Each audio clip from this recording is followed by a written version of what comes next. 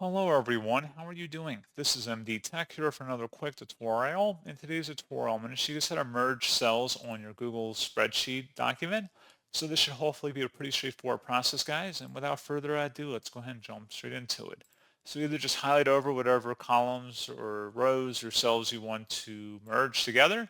If you want to merge rows or columns, just go ahead and highlight that respectively over on the sides here.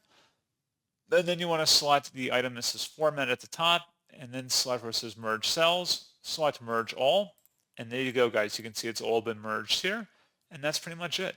So, as always, thank you guys for watching this brief tutorial. I do hope that was able to help you out, and I do look forward to catching you all in the next tutorial. Goodbye.